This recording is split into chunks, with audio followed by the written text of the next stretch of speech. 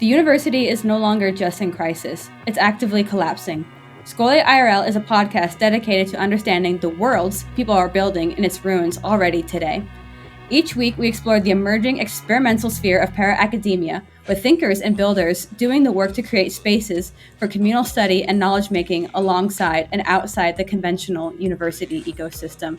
I'm your host, Sarah Begovac. And I'm your co-host, Ira Allen. Together, we're learning each week how to salvage Schole from institutional hoarding and collapse alike.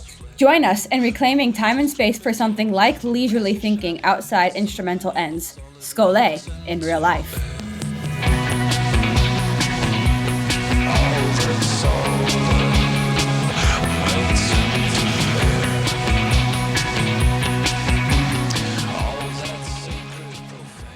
Welcome everyone to Schole IRL.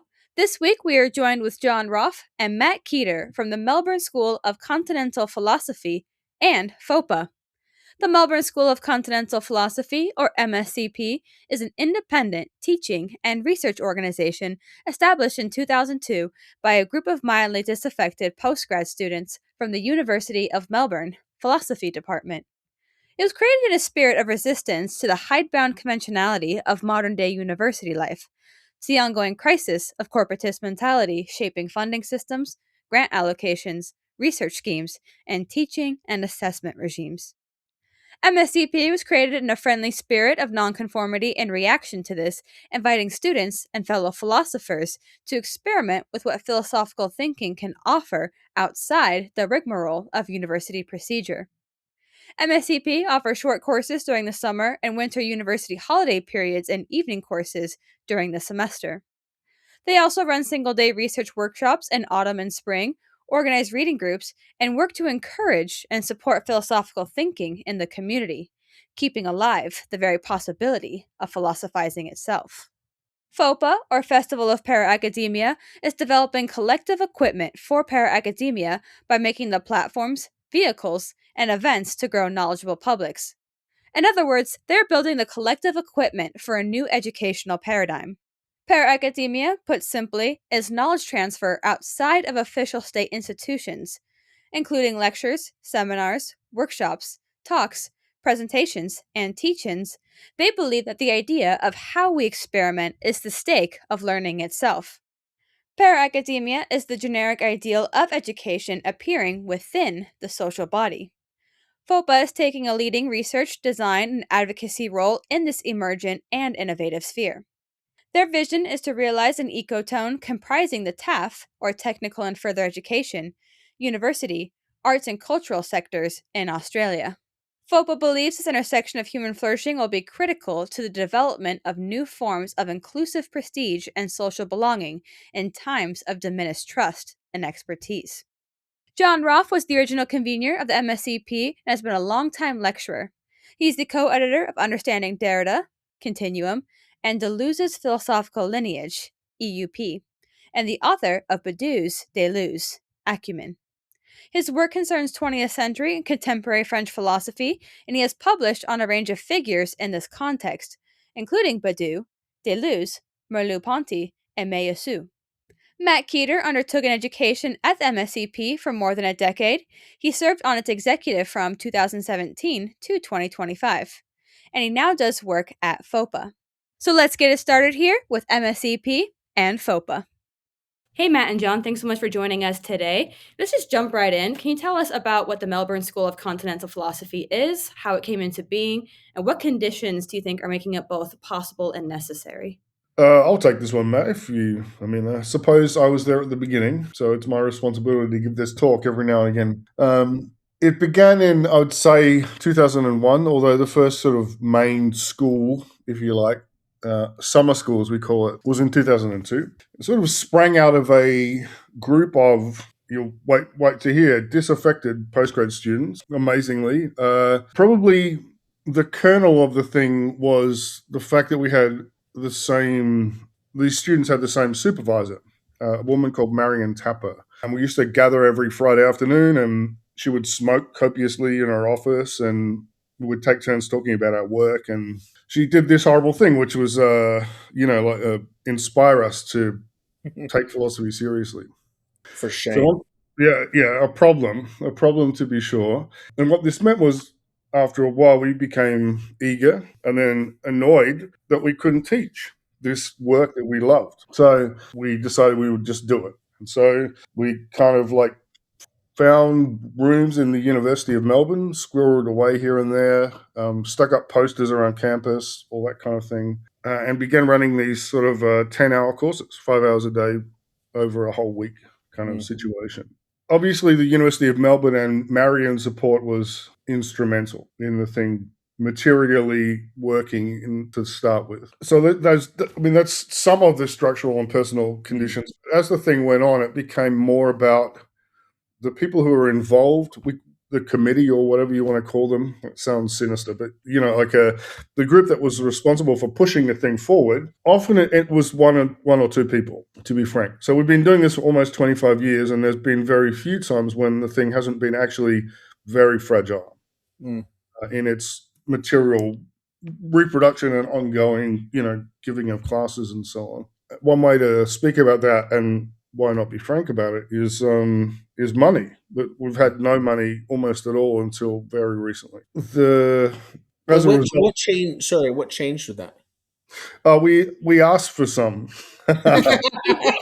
We never thought to do it, or we were too ashamed to do it, or some series of things. Matt might be able to add some other adjectives in there, but we didn't feel comfortable for a variety of reasons. And then when we did, people were very kind and generous in the response. So the kind of immediate future of the next 2 or 3 years, paying our rent, being able to pay all of the teachers, feels secured in a way it never has before, even if the same, let's call it organizational fragility, is still present in the background. More to add on that, Matt? Yeah, no, I think just you sort of trace something there, John, from, the back alleys of the university, going out into community centres, libraries, churches, even to today, where we share a really lovely space in Brunswick with the Lacan Circle of Australia. So we sort of have it during the week, they have it on the weekend. And so there's definitely been a maturation and a form of recognition that has occurred. I've been around for about a decade or so, and it's been funny getting these emails over the years from people overseas going, dear professors, would love to come and study at your august institute. And it's like, oh my God, like we are just like hanging on by a thread here type of thing. But at the end of the day, right, everyone, I don't know, we pay award wages, right? No one does this for free. So what sort of comes in goes out. And so I think it has some element of professionalization to it. We're trying to be a help. And I think John said there right at the very top, and I think this sort of speaks about the shifting nature of academia in Australia, is that it was about an opportunity to teach in the first instance. Well, today, these shitty fractional sessional contracts that these guys are subject to are just like 80% teaching, right? And these people just in a so-called professional academic job literally aren't getting paid to do research, right? And it's this constant auto-exploitation that kind of defines the space. And I kind of think that this is probably a new frontier for the sector, is how can we bring novel forms of support and funding to just pure research that isn't just research for teaching. Like, it's also the equals bar with the dash through it, right? Teaching does not equal research, or it shouldn't. And so that would be something just to supplement to what John was speaking about. Yeah. And I suppose the other supplement on the flip side of what Matt is saying is that the MSCP has remained almost entirely a teaching institution. So the original model of the summer school, 5 10-hour courses, is more or less been replicated in summer and winter for 20 years. And we've run evening classes during semester for, 15 years maybe at this point. Even though this issue of how can research be supported has been circling us. And I think because the organizational fragility and the fact we had no money beyond more or less our rent and what we paid the people who taught has meant until recently the viability of any kind of project in that direction, it's not seemed very healthy. I think something that I sort of we should say about the school as well. John, you can speak to it, better, but I think it started out with like a money box. Yeah. We became what they call an incorporated association, a not-for-profit. And then in more recent times, we've become like an actual registered charity here. And I suppose something that I sort of have a bee in my bonnet about is about the instruments and the forms of equipment that are going to be beneficial for ourselves and for the sector. And so I guess over that period of time, we've tried to optimize our organizational interfacing with extant power, right, which is the state, capital, what have you, right? So that's just been an essential feature as that's kind of evolved a bit. John, would you want to sort of cash that out at all, or was that? I think that's exactly right. It also reflects Matt and Merlin, who worked with Matt in this kind of one of the chapters of the MSCP's life, their work in bringing those connections about. For a long time, the thing was run by a bunch of, like myopic philosophers. Myopic in the sense of socially engaged or whatever, more interested in Spinoza than, the kind of social connections that Matt is talking about and which he brought about. So that's, let's say, a kind of like midlife feature of the MSCP and onwards, and very much a result of Matt's work. And that probably also reflects the two broad tendencies in the MSCP towards, let's say, provisionally Schole for the time being, although, as you will have noted in the thing that we said, there's questions maybe that could be raised about the term, and this kind of proactive organizing, equipmentalizing kind of process on the other hand, like two fins almost. And I suppose then, just quickly, I would say that the latter is really what led Matt to pick up and not like take off like the prodigal son from the MSCP, but develop this organization called FOPA, this explicitly para-academic sort of event, which sort of develops and extends that second half of the MSCP further out.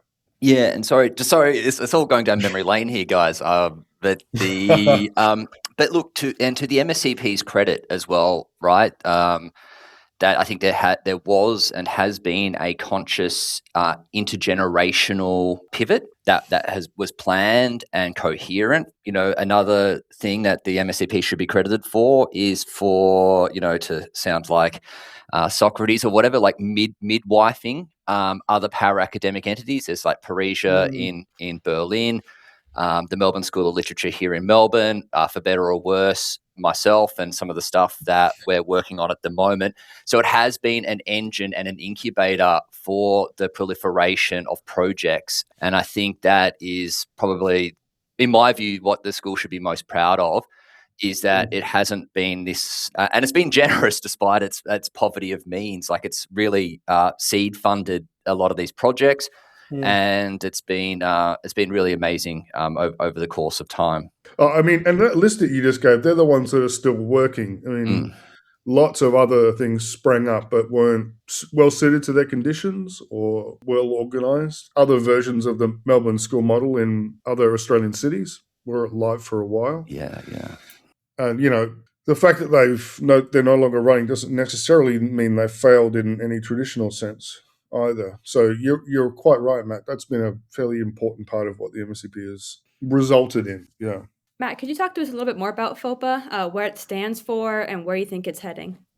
Yeah, so I have a Bachelor of Arts, right? And it took me about 10 years to get that. I've been a poor student. I've probably got some undiagnosed learning condition. I don't know. But just I've sort of basically grown up in the MSCP for the past decade, just sort of helping out there, listening to hundreds and hundreds of hours of lectures. And I would say that, it has been my form of education, being in this space and being in the broader kind of para-academic sphere here in Melbourne.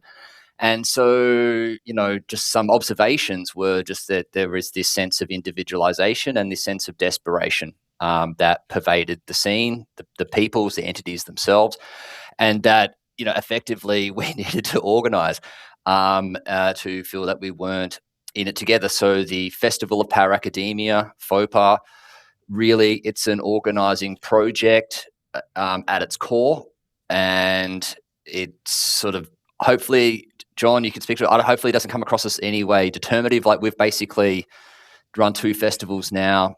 The first one was just like, do what you want. And we had something like institutional drift and value at the threshold as the theme. No prescription, just speak from that vantage point. So we're trying to be as unobtrusive and like not, being didactic in terms of how you should respond. Rather, it's about enabling and growing what's going on here in the sphere. And we hopefully have some more projects and that coming up. But at the moment, we're just sort of like doing this festival thing to platform and try and build a sphere and a scene that is coherent and recognizable to a public. Yeah, I mean, to me, the thing that's most interesting is what you said last we talked about this, which was that it's the focus is on skills, not knowledge. So very like an excellent sort of summary of a certain orientation, which I'm very struck by and obviously horrified by as a nerdy lecturer, Yeah, well, I work in TAFE, guys. I don't know if you know what TAFE is, but basically it's like the vocational education sector in Australia, and I work in an assessment authority. It's a pretty abstract place, but the vet sector here, it's totally about skills, right? Knowledge is whatever, no one cares about it. And what I mean by that is that the government doesn't give a shit about knowledge. Yeah. It does not give a flying fuck about knowledge. What it cares about is how it can be relevant to industry and how it can help at the level of its, let's just say, policy execution. And so this is something that a lot of people would hate in Melbourne. Probably anyone listening to this is, but I've got a kind of an idea or a thought that our academia should develop its own intellectual IP. We should develop our own assessment regimes, our own modules. We should be figuring out what sort of skills do we want for ourselves in the capitalist regime, and we will fucking do it ourselves. And we will interface with whatever entity we need to minimally to do that. And so that's the sort of the bent that I'm on here. I don't do scholarship per se. I read a bit, I listen to stuff, but I'm not in the game of scholarship. I'm in a very practical situation. So as we sort of maybe go through this, that's the angle that I'm coming from with all of this sort of business. Yeah. Just to expand on that and the systems of capital regime, what are the main challenges facing higher education, specifically in the field of philosophy, that these spheres or scenes are responding to? And how do you maintain that spirit of non-conformity and anti-corporatist amid these mounting challenges? After you, Matt. No, that was me pointing to you, John, for you to go there. This is a very important question, obviously. And it sort of describes... I think a context that's quite long, a sort of trajectory that's quite long. It's first of all, I think, worth recognizing that the university, as we talk about today, has not been here for all time and in all places. This is a modern institution. It's a Western European institution. And even when it was sort of in its early strength, was still of questionable import in Europe. I say this, so thinking of Spinoza being asked, given this kind of offered this lectureship and him just turning it down because it would precisely mean that he couldn't think what he wanted to think or say what he wanted to say. So there's that. There is a kind of sense in which we sometimes give the university this magnificent omnipotence that it never had. That said, I mean, it has been almost entirely digested by capital. And I don't think, philosophy in particular, I'll just say in Australia, is effectively gone. In terms of staffing numbers, in terms of the amount of classes that are allowed to get taught, the amount of postgrads that get work is at basically zero, which is a pretty damning kind of determination. When I say jobs, I mean permanent jobs, proper full-time paying jobs. So that ongoing consumption of philosophy by capital in Australia is sort of the real background for the advent of the MSCP. We didn't really realize it at the time, that the reason why we weren't allowed to teach these things or couldn't get access was that those opportunities were already crumbling from within.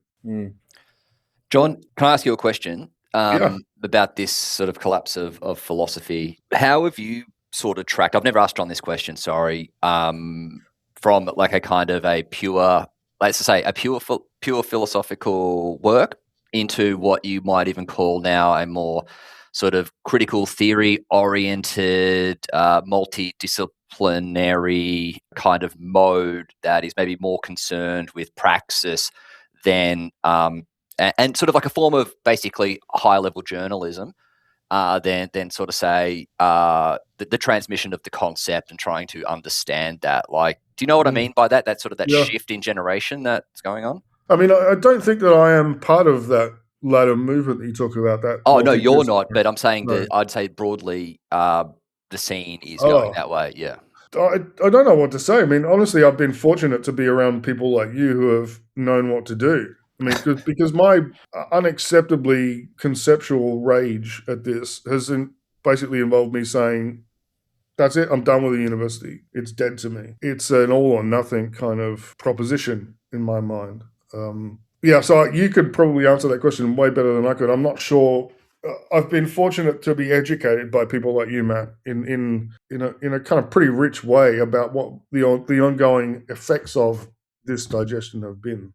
Yeah, so Ira and Sarah, so what about in terms of what you've encountered in the conversations with the other entities and persons that you've spoken with? Have they had any reading on the shifting sands of sort of what passes for scholarship today and the difference in its modes and its performances or what have you? Well, I think, some of the folks we've talked with, like, say, Open Humanities Press, are really, really consciously, intentionally trying to negotiate what and how to think about what's digestible as scholarship for whom, right? And that this is necessarily, this is not novel, this is not new to the current moment. But it is specific to the moment in the ways that it plays out for us. Necessarily then means torsion for what forms and arrives as a discipline at one moment, falls away, becomes less of a discipline. But we haven't specifically talked primarily to philosophers. We've talked with one other group of philosophers as philosophers in the States who are in the very, very early stages of trying to form a disciplinary apparatus in the US that's in some ways mirrors or approximates some of the things you all have achieved with MSCP. But I think philosophy among the disciplines is it has retained a sense of continuity for a very long time in a way that is not typical or normative for disciplinary formations in the modern university. And so I think that the sense of loss or torsion probably in some ways maybe hits harder or means more or matters differently at the very least for professional philosophers, maybe in some ways. Not that, in my own discipline, I'm a rhetorician, so I'm philosophy's dark other. But what we do, it's also old, but it's only existed in the university in its modern format for 70-ish years. 90, give it 120 if you want, but not even by the time you're getting back that far, it's not quite its modern form. And so it plays differently, I think, for us when we see, well, now it's this, now it's the other thing, now it's shifting again. Yeah. But I actually, it kind of brings me to another question that I had for you all, which is about community, which is obviously interwoven with questions of discipline and disciplinarity. So you're describing a situation of profound precarity, of this sort of scrappy, tenuous, and yet nonetheless extremely resilient organization that sort of self-reproduces across 25 years, which is, actually quite a long time. And so we wanted to know more about what kinds of community or collective practices have you established as ways of being together in MSCP or now also in FOPA? What does that look like? What does it mean or look like for organizational decision-making or formation of communities that allow for novel reproduction of the organization? I think it comes back to, maybe I'll just say something general, but Matt can speak to, I think, the concrete mechanics of this. Comes back to that initial sense of like a sort of stubbornness of a small group of friends. And from that initial version, we had 2 or 3 people running the committee, or basically running the show as friends. There wasn't really for a long while, any kind of traditional organizational apparatus in place. And even when that turned up, a secretary and a convener or president or whatever, or treasurer, these roles were always taken by this kind of very small kernel group of people who did this because philosophy mattered to them. And I think that's for a long time during the MSCP's life, that was this kind of core stubborn commitment to philosophy. And the friendship of a small group of people was the whole story on the inside, if you like.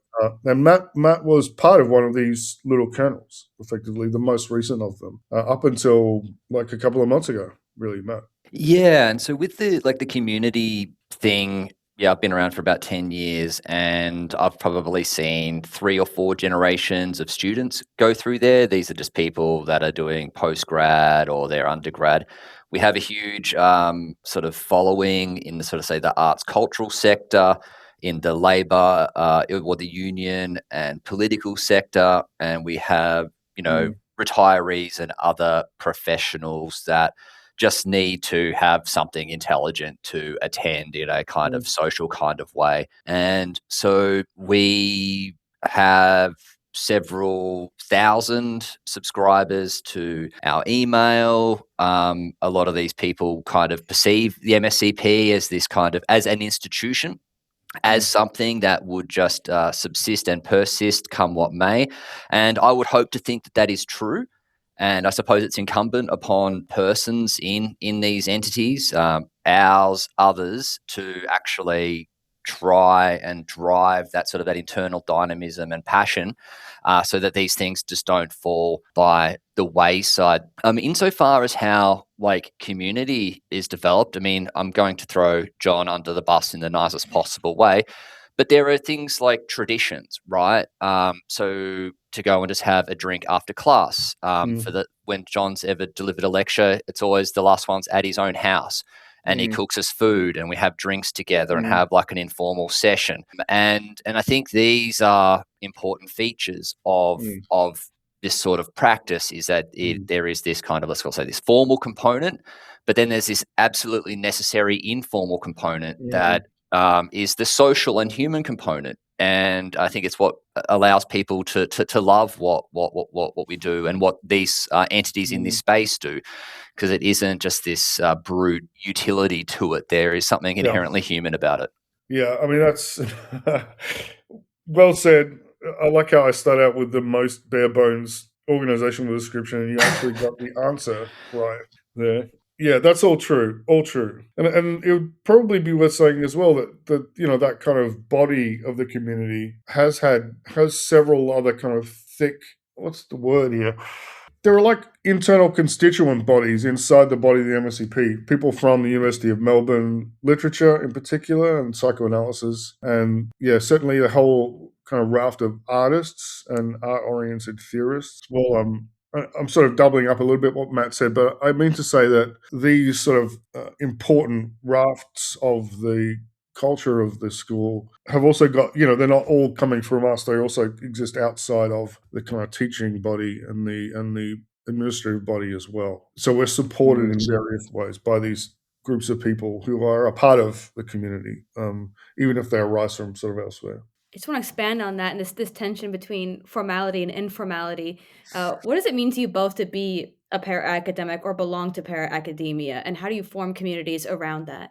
The little bit of reading that I've done about this over the years, it came from, I think it's a text called the Para-Academic Handbook, and someone was speaking about para-academia from the vantage point of permacultural practice. And the image that they used was one of the estuary, and it's an ecotone. So it's like a freshwater system, saltwater system. Then you have this kind of estuarine system. And what defines the estuarine system is a proliferation of species.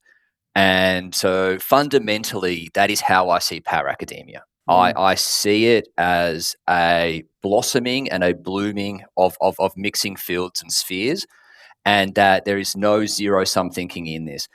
There has to be a fundamental blooming if we're going to take this site seriously. That would be my kind of initial response to that question. Very beautiful description, actually.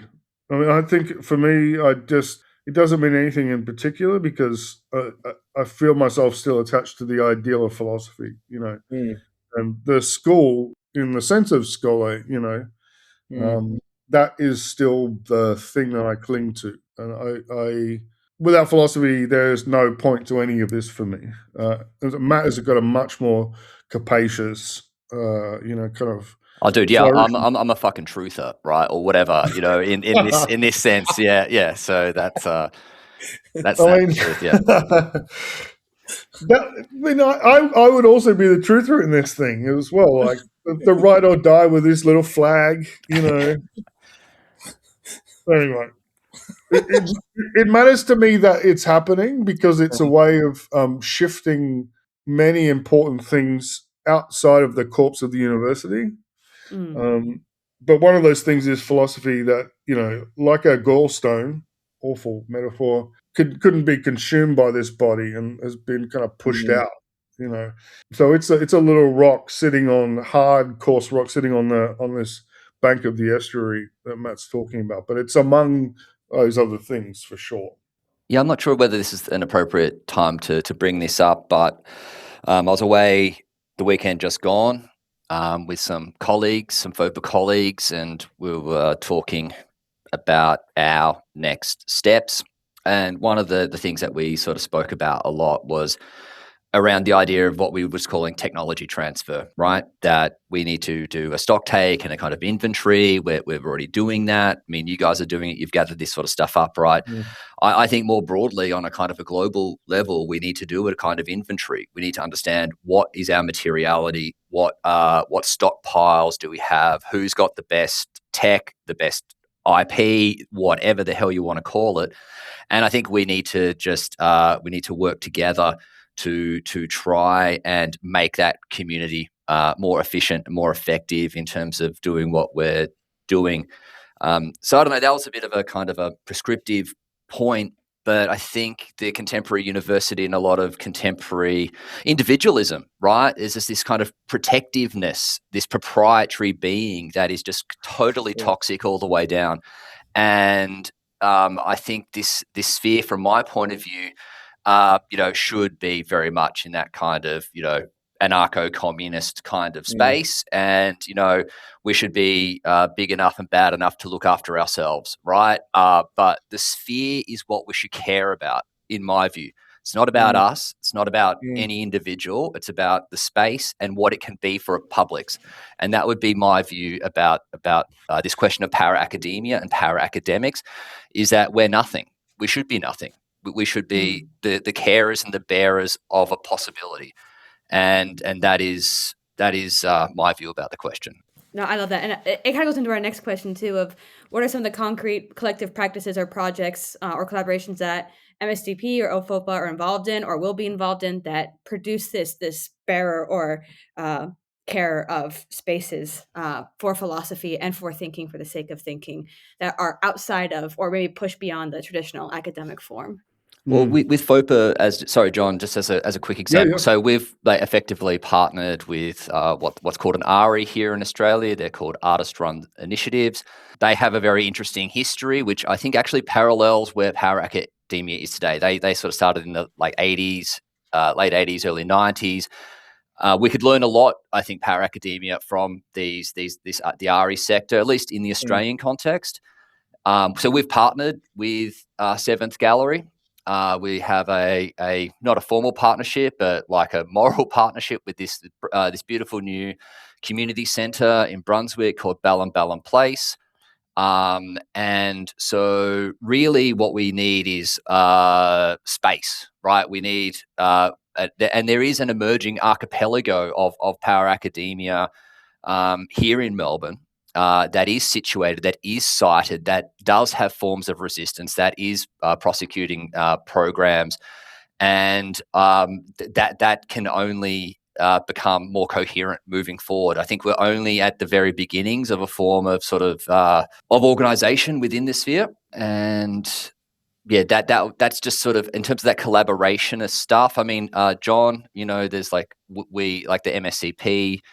effectively roommates with the Lacanians. It's a strange bedfellows, the philosophers and the Lacanians, but you got to do what you got to do, right? And and so I kind of see that this is the near term future is actual concrete collaboration. Sort of an anti-cannibal attitude. We don't need to do it all. We just need to be able to figure out what we can do within our own organizational structures and be coherent strategically with respect to that.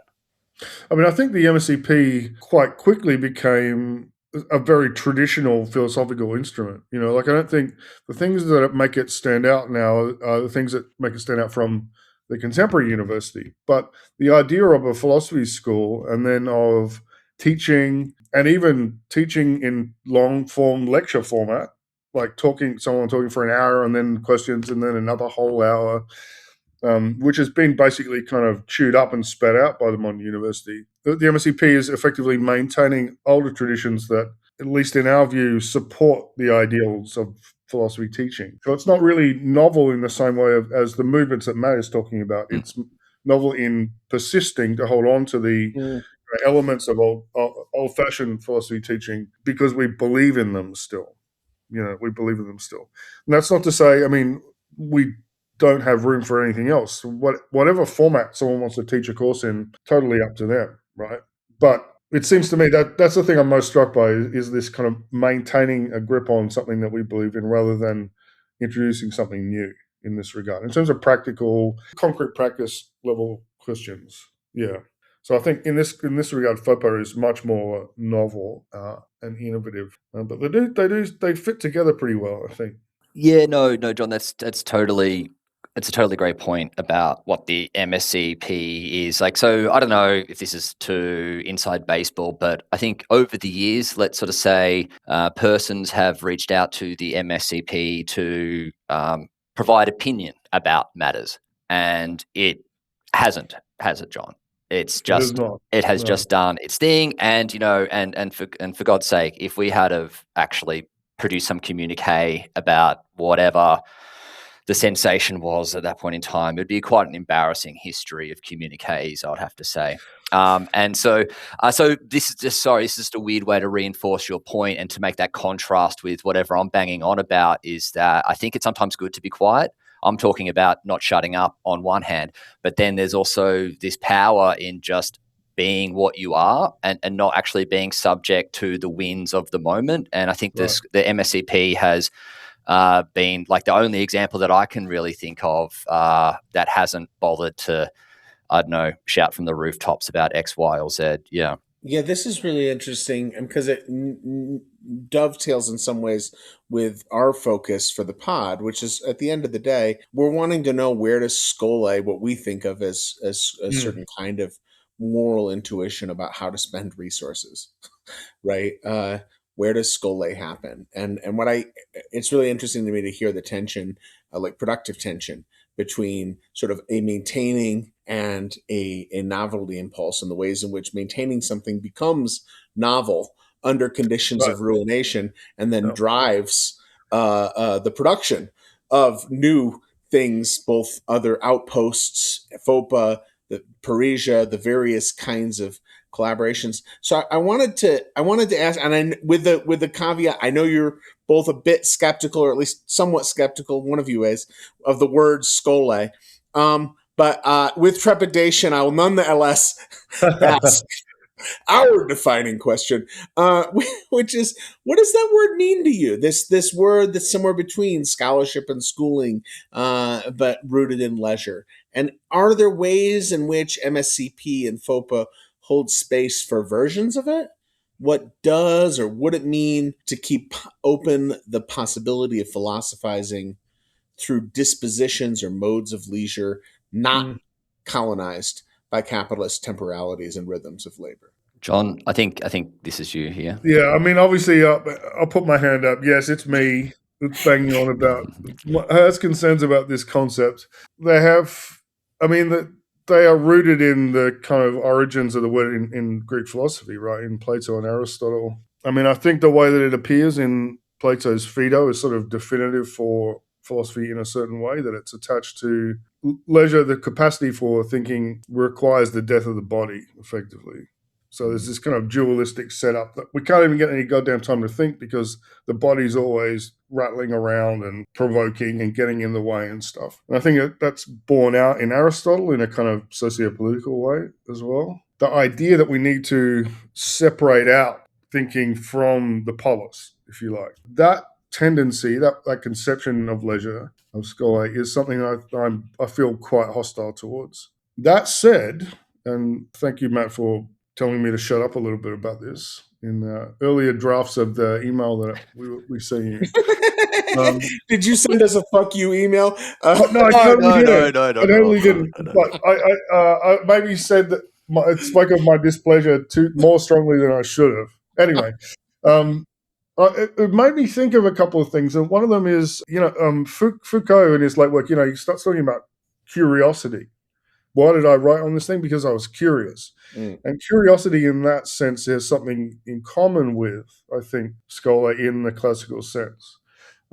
It's not about separating out investigation or thinking from the polis, from socio-political reality, but it is about, like being stubborn enough to not accede to the demands immediately, to introduce a gap or a kind of lacuna into one's response to capital. And then I thought of one of my favorite little pieces by Jean-François Lyotard called The General Line, which nobody reads ever. And it's about how it's effectively about the fact that there is an unconscious aspect to human existence that we have no mastery of at all. It's not a temporal thing. It's not it can't be institutionalized or explained. And it's in protecting that uncertainty and that gap, that not knowingness, that all thought and creativity springs from. And the moment that is shut down and the general line is erased, we're done. And he speaks, I think, very movingly about the threat to, like, how easy it would be for that line to be withdrawn, and for that kind of secret existence, as he calls it, to be swallowed up and consumed by capital. And so I suppose since we last talked about it, I've sort of come around a little bit in thinking that what Schole names, at least for me, is a kind of a stubborn persistent that is not in tune with or of the same kind as the demanding persistence of capital or other kind of forms of socio-political domination and so on. And that same persistence, in turn, and I'll finish my sermon on this note, is nothing other than the kind of impetus to philosophy, right? Because philosophy is looking for something that can't be stated in opinion or isn't stated in opinions, and it resists that formulation or that digestion by the present. So I think that there's like a deep down philosophical value here, and I think this idea of moral intuition that you used a couple of times is very interesting. Although I'd like the concepts of morality or intuition not at all either. It seems like we're talking about something in the same like field of thought, if you know what I mean. We should talk more often. I have lots of ideas you'll hate. As for how that plays out in the MSCP, I think it's just the basic idea of it. Like it is a stubborn institution that stakes itself on the belief that philosophy, which can never fit in with everything else, matters still. And it matters because it doesn't fit in with everything else. So there's that point of absolute resistance that's embedded in here. The general line, as Lyotard calls it. Yeah. Yeah, I think I said at the top I was a poor student, and so scholarship is actually something that's quite alien to me. I, broadly speaking, from my vantage point, let's talk about from the FOPA vantage point, and even internal to the MSCP, I was just an organizer and a producer, essentially, not necessarily a scholar with respect to these questions, and I probably should have just stayed quiet there. I don't really have anything to contrip to this part of the conversation. That's not true. Other than to kind of say, like, I just in the local context in which we're a part of, I just don't think we should be shy or afraid, and I just think we need to seek power, essentially, and it's and whether the sorts of ideas get us there, I don't know. But I think that we will have time for leisure potentially if we do win power. So that's where I would sort of sit on that one. I see, even that formulation rubs me up the wrong way, I've got to say. But I think what matters to me is necessity here. Like philosophy grips you and forces you to think. It's something that becomes necessary for you rather than it being something that you take up in your spare time. That would be one way of framing my concerns here. Why it would be, it's the opposite of a leisure activity in the kind of derogatory current sense, I think. Certainly in the derogatory current sense. I Yeah. wonder though, I can't help but think about, you just told us about the value, what turned out to be over time, the virtue of not having taken a position in response to all these pressing exigencies. And in a sense, withholding yourself from the everyday fray of the polis in this actually very very platonic sort of way, in order to conduct this very specific work that seems to have been able to perdure as work, as material work, and when this word wholly united, as real material work of bodies in spaces being persons and whole persons. There's none of the dualism there, but it seems like there's maybe some comity in our views, if not a unity. For sure. It's about finding. I think maybe it comes down to the point that Matt made earlier about individualism. Like that if it becomes predicated on some sort of like liberal freedom of the individual, then I don't think we're talking about anything that has any power or value anymore. Yeah, I always hesitate when we talk about Schole in terms of leisure. I always have in mind Baudrillard's lovely essay on the drama of leisure, or the impossibility of wasting one's time. Right. And, where he's arguing that all of the things that we do for leisure are themselves captured within the circuits of capital. In fact, not just necessary to allow us. It's not just that we need the weekend so that we can get back to work. It's that our productive activity on the weekend is consumption that enables the machinery that forces us to be at work for the rest of the week. And I think Sarah and I are not, we don't think of leisure in that way. Gotcha. Yeah. I mean, so just, this is something that I care about a lot. I've had some really good teachers over the years around what's called like the kind of the ontopathology of the criminal being, which is the settler colonizer, right? You guys have your own story there in the United States. We have a story here. And in my view, we have to, I don't know, this might sound like really random and crazy coming in the context of this conversation. Like, our work here is to recognize our criminal being, the dispossession, the theft. And this is not some sort of woke position, right? I think this is a truly kind of ontological position to have. John might push back on this, me using the words like ontology in these sorts of contexts. But I think that this is our fundamental work today here in Melbourne, here in Australia, is to try and work through and develop a new regime of affect.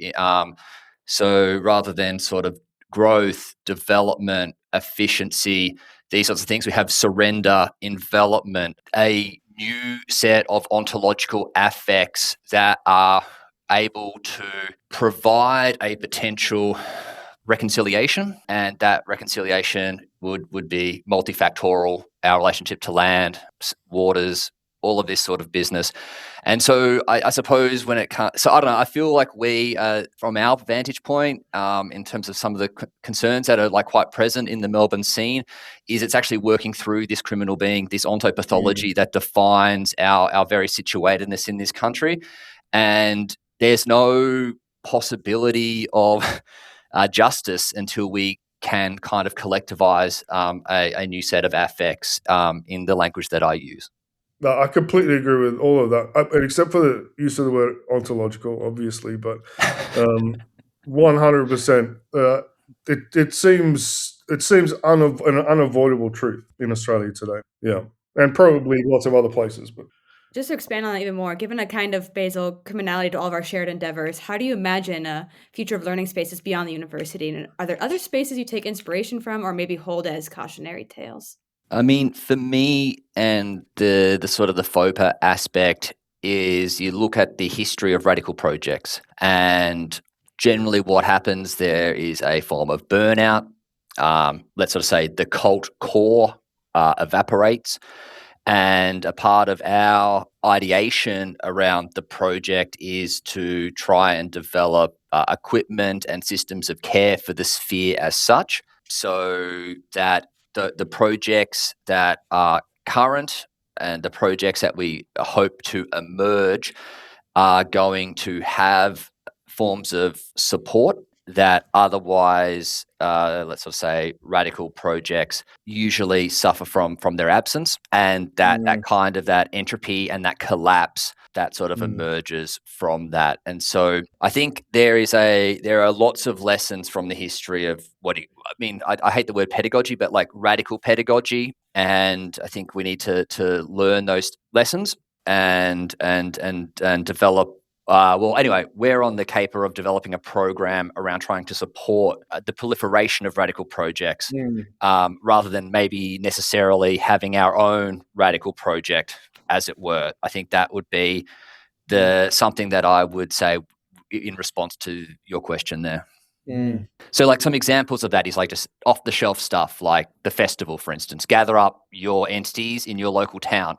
Let's have a celebration together. Like something that I think we're going to be doing is doing something called Power Academic Radio, right? Which will just be having lectures and content that's sort of coming forward. Again, just these sorts of basic forms of equipment that can help transmission. And it's agnostic, or not agnostic. I always use that word agnostic, sorry, but you know what I mean? It's ambivalent to content. And I think we should be ambivalent to content. With respect to this from my vantage point. So I don't know, John, what are some of your thoughts about lessons and models? And I mean, because there's a lot of cool shit going on around the world, right? Tons of it, yeah. Oh, yeah. Most of which I'm completely not indifferent to. I know nothing about any of this. What you just said there, Matt, is amazing. And I want that for FOPA. I think the MSCP needs the future of it is a bit more solidification. We need our own space, effectively. And that will help with what did you call it? The dissolution of the crazy core? What was that great word you used? The cultish core. Cultish core. Yeah, when we're doing our little butcher's paper things, it's like, what aren't we? And I said, we're not a fucking cult. Like that's right. that's and that is important. The truth. Yeah. That is very important. The MSCP has teetered on that edge a few times. When the internal organization of the thing became the central focus of what was happening, monthly meetings, some rough times early on. I've got really nothing to add on this point, simply because my main concern is the MSCP continuing, and that to me at the moment consists in less novelty and more stabilization for the time being, anyway. That maybe, yeah. I'm curious about your current scholarship, maybe defining that word very broadly, what you're interested in, what knowledge are you making, how it gets made, what it's for, why, both as active builders and maintainers of para-academic spaces, what your current scholarship lies in. And can I just follow up Sarah's question? I want to push you on that, Matt, and say, really, if part of what you're doing is organizing a set of thoughts and reifying that in symbols in ways that are transmissible, I'm not persuaded that that's intrinsically not scholarship. So give us, please, a broad way of thinking about your collective knowledge-making efforts. I can talk about what I'm bringing to the FOPA table at the moment. Some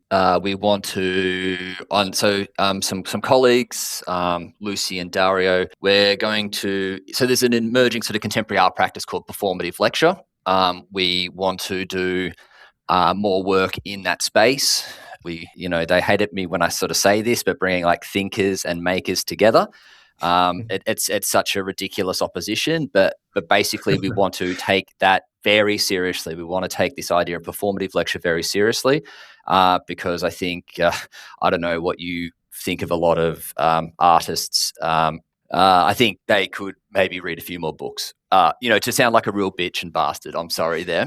And so we want to move into the artistic space. And like the stuff that I'm working on, so I'm literally starting a certificate 4 here. So in the Australian qualifications framework level, there's like levels 1 through 10.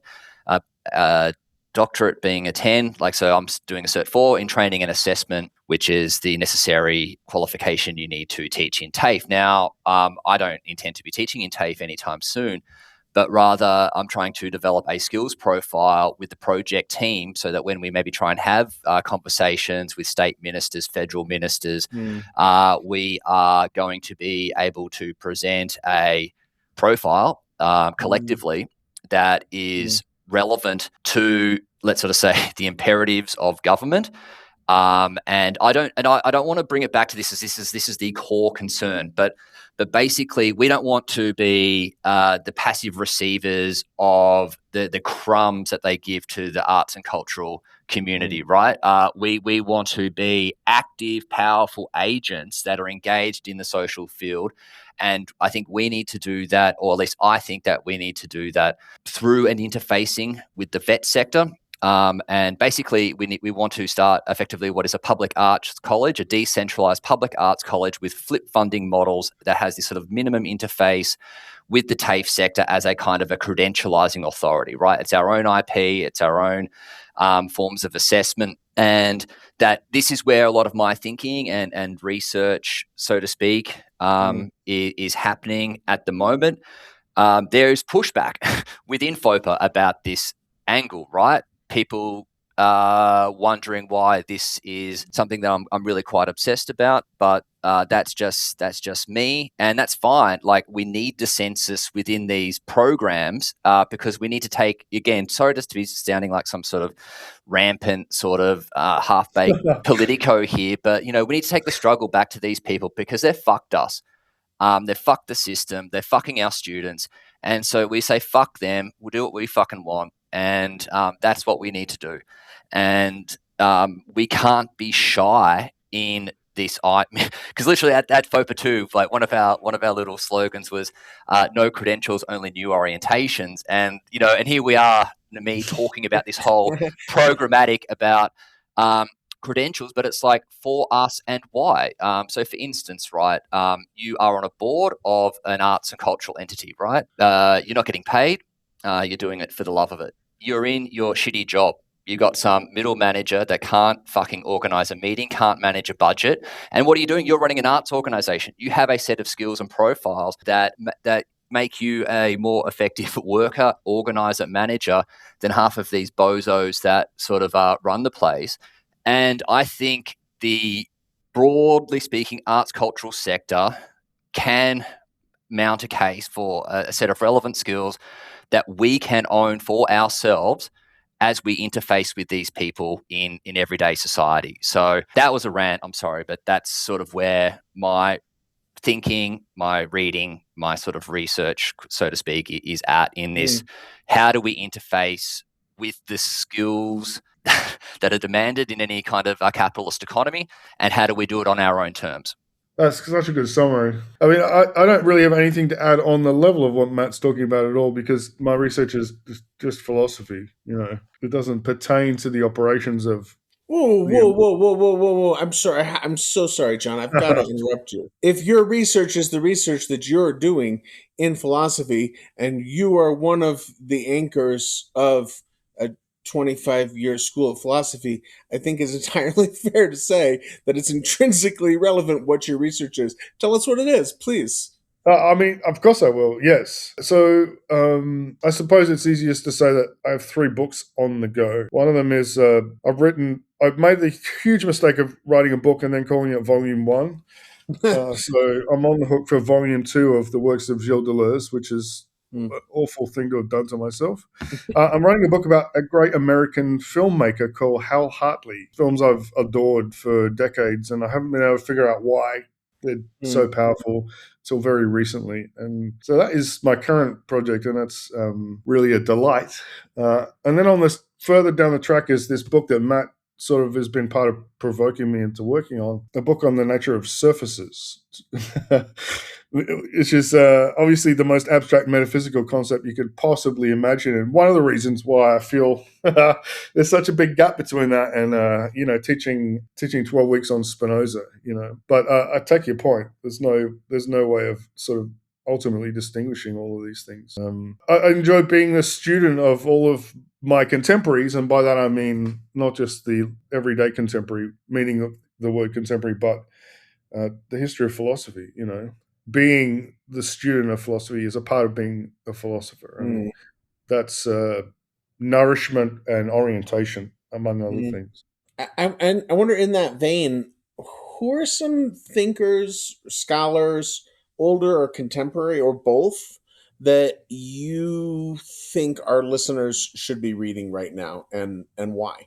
I mean, for me, I would sort of say, broadly speaking, my kind of thinking is a sort of a Frankenstein monster of like Sloterdijk, Guattari, a few like Paul Virilio's in there. I've recently been rereading Fernand Deligny and this little Boris Groys essay called The Philosophy of Care. So there may be some names that some people would know that I'm. So basically, I think maybe John can speak to this to some degree, but I don't really read philosophy for, I don't know, a deep understanding, if that makes sense. I think I have always had a very creative sort of relationship with philosophical text. I would say I'm a poor reader in that respect. So I just sort of, I'm still like that first year uni student that, I don't know, reads a bit of Nietzsche and it's just like, oh my God, am I the fucking Ubermensch? You know what I mean? Like, whatever, So I think I'm still that ignorant fuckhead, at the end of the day, to some degree or another. So I love that. And I just, for anything, anyway, I think that's just me. So Guattari's been really important in my thinking, and I've never actually really read Deleuze, actually. And so John's the Deleuze man, and I don't know, we've sort of had some chats over the years. I think he's been very tolerant of me, to be fair. So thank you, John. I appreciate that. I mean, Deleuze is the one that emphasizes a number of times, unfortunately, and to much chagrin, that you should read a book however you want, So you've got him on your side, unfortunately. I think for my part, I would go back to that book, that Lyotard essay, The General Line, and the book that it's in, which is just called Political Writings, which also has this astonishing essay called about all the things that we're talking about, called Endurance and the Profession, about him being a lecturer as moved from the 60s into the 70s in Paris. It's incredible, and speaks to why someone would teach philosophy, like what teaching philosophy is about, and what motivates it. Those two essays, never get sick of reading them. And on the other side, I suppose at the moment I'm just rereading Spinoza's Ethics again, because it's just a river of life. I mean, I'll never stop reading it. So everyone should read it. And since we're talking about this topic, there is this bit at the end of book 4 of the Ethics where he talks about the free man. There's this little portrait, 4 or 5 propositions about what does the free person look like, that are immensely powerful and beautiful. And I think as well his kind of mode of political philosophy both probably best describes the attitude that I think we ought to take in the matters that we're discussing, to see politics not as about representation, but about capacity to act, about collective action rather than individual power, about the way that affect and knowledge are woven together and not two separate things, and how they feed into one another. And especially the idea that, that any increase in power comes with the feeling of joy. The politics has to be joyful, It's not the dour, like picture of, those pictures of Adorno lecturing. I love Adorno, but those photos are very like politics must resemble a festival. Let me just finish putting it like that. Come back to FOPA. Yeah, I mean, and just in terms of, I do keep my eye out and sort of see what some other entities are doing here or there, and if for what it's worth, I would just say if anyone is listening to this and they've had the thought of maybe we need to start our own thing, do it. Do it. Just do it. Yes. You can't think your way to something different. And I think we've sort of found that with FOPA is that people don't join ideas, people join things. Yep. And so that's a kind of a mantra that I've kind of got at the moment is that we just need to do the things and people are willing to join and you just need to do a thing. Yep. The MSCP, that's the basic thing that happened. We did, instead of just bitching and moaning every Tuesday at the pub and Monday and Friday at the pub, we just did it. And it looks now as this kind of, as Matt said, this optical illusion effect of it being this permanent institution. But it wouldn't have existed at all if, the bunch of idiots didn't go, I'm going to turn up to this room and we're going to put these flyers out and I'm going to turn up and I'm going to talk for 10 hours because I love this stuff. And we did it and it's still going. And it only happened because of that very simple first step of actually just doing it. So I think that kind of brings us to about the end of our questions, but we like to end our interviews by asking people what we haven't asked you about that matters. You're doing all sorts of things. We've only tacked into some slice of those things, and we've tacked into that slice from our standpoint, and we've surely missed some things that are an important part of how you think about or understand or care about what you do. So what have we missed? What are we missing here, and what might we have asked you if we understood what you do better?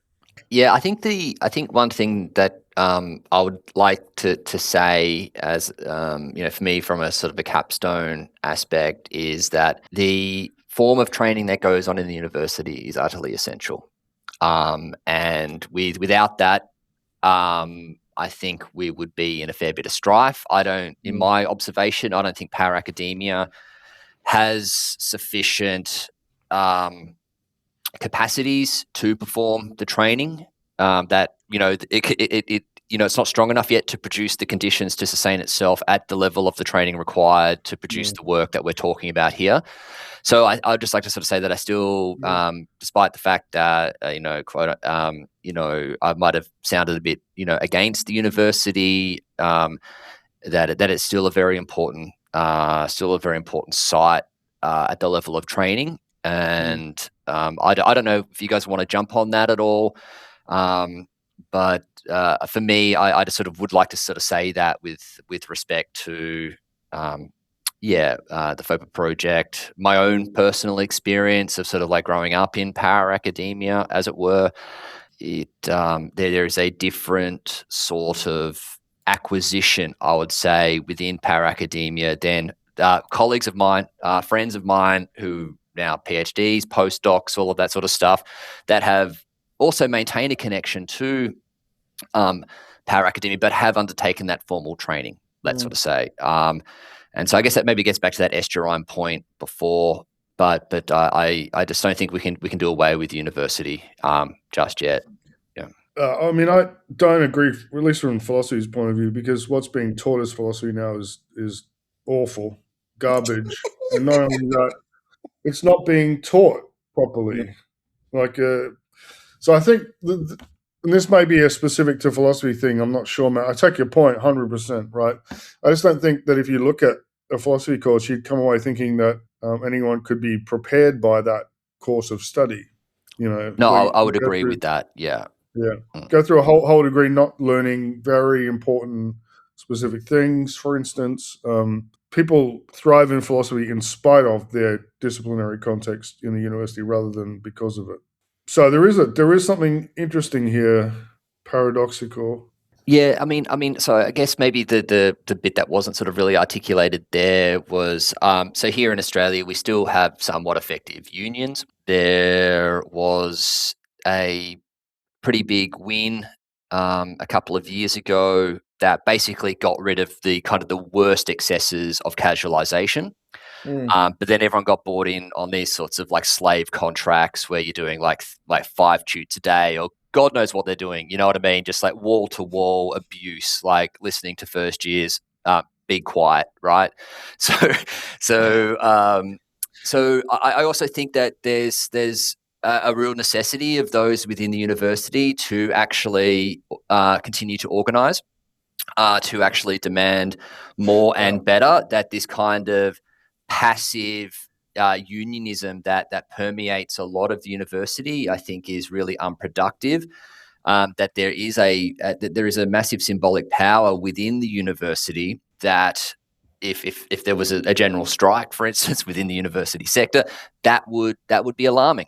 That would be very alarming. So I think that like there's a real that there needs to be more agitation within the universities to make things better there, because the students are on our side, or on the sides of the workers. Like there's no one believes in the university anymore. In that respect, at the level of a workplace and a factory for credentials, everyone knows the game. And so there is a responsibility, I think, upon the working class itself to stand up and to fight for what's right, and that is decent education for the next generation. I don't think that is an outrageous perspective to have, and you're going to wait for these millionaire, managerial kind of, you know what I mean? They're disgusting people. So yeah, we just need to do it ourselves on the inside of the university, I would say, which is the underlying supplement to this is a good site for training, right? So anyway. Just want to say thank you so much, Matt and John, for your time today. This was awesome discussion over the future of the university, what that looks like, para-academia.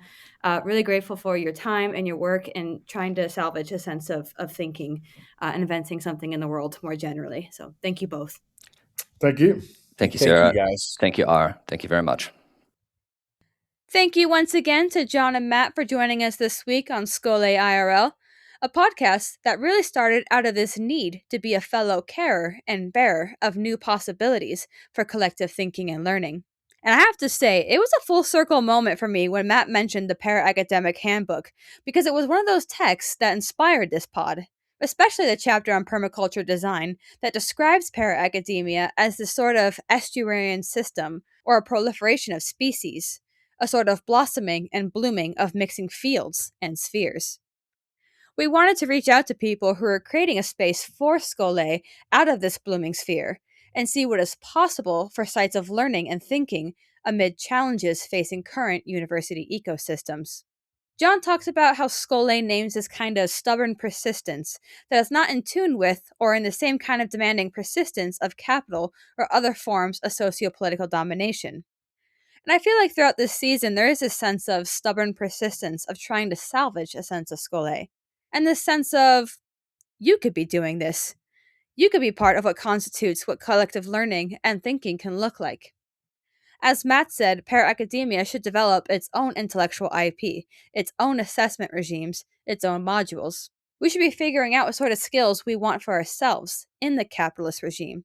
Matt also mentioned that people don't just join ideas, they join things. And it's inspiring to hear how each of them played a role in creating either MSCP or FOPA as a thing for people to join and engage in a Schole in real life. And to our listeners, we just want to say thank you for being a part of Season 1 of this thing that Ira and I created together. We started out wanting to better understand what Schole, this idea of leisurely study, could look like outside and in the space between the traditional university. And throughout these conversations, the spirit of stubborn persistence is part of an ongoing conversation that I'm grateful to be continuing with all of our guests, and with all of you tuning in. And stay tuned for a Season 2, where we'll be chatting with builders and maintainers of para-academic spaces in the Global South. Until then, from myself and Ira, thank you for listening. Watching as the vortex spins below, you throw an insult to the volcano. Oh, my lord, is nothing sacred anymore. No, no.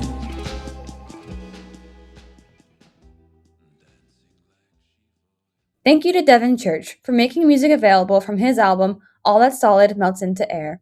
For a link to Devin Church's music and other key resources on today's episode, check out our show notes.